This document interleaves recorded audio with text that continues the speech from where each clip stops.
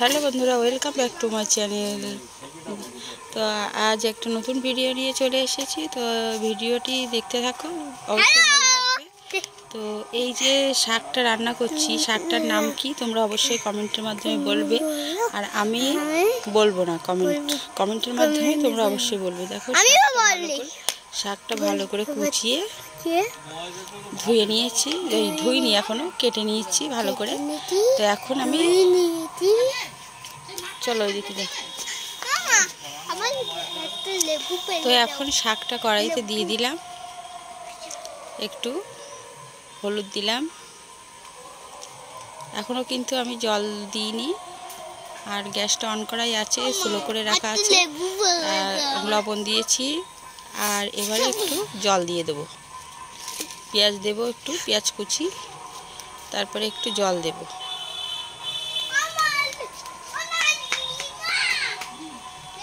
জল দিয়ে ভালো করে ঢাকা দিয়ে রাখবো 10 মিনিটের জন্যে। 10 মিনিট লাগবে না, 5 মিনিট মতো লাগবে। জল দিয়ে ঢাকা দিয়ে রাখবো। আর একটা সবজি রান্না করব, সেটা হলো পটল রান্না করব, আর এই মাছটা দিয়ে ঝোল করব রিদওয়ানের জন্য।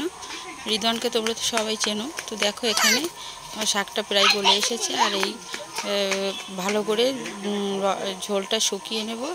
তো দেখো আমার এখানে ঝোলটা শুকানো হয়ে গেছে। এবারে আমি আর একটু শুকনো করে শাকটা তুলে নেব।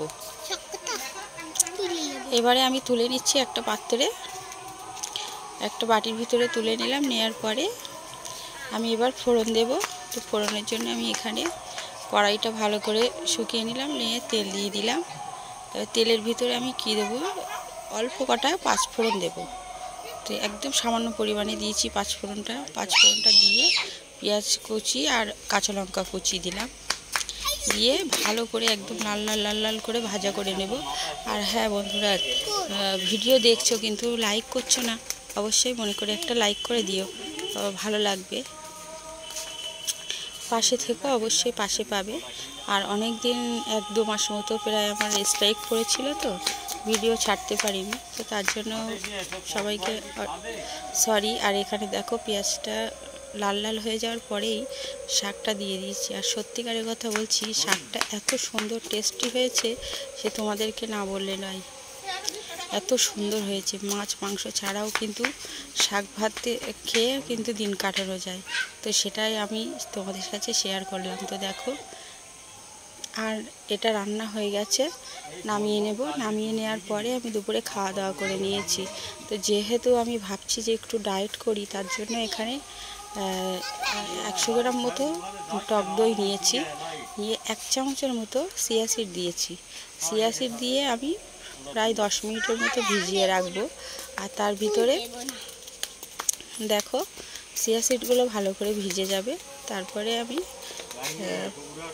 শসা আর গাজরটা মিক্স করব।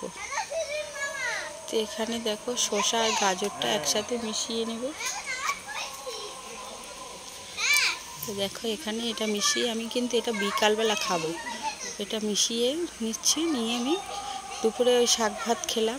তারপরে বিকালের দিকে একটু খিদে পাই, তো সেই টাইমটাতে আমি এই শসা আর গাজর চিয়া সিড টক দই দিয়ে মিশিয়ে খাবো। সবাইকে অসংখ্য ধন্যবাদ।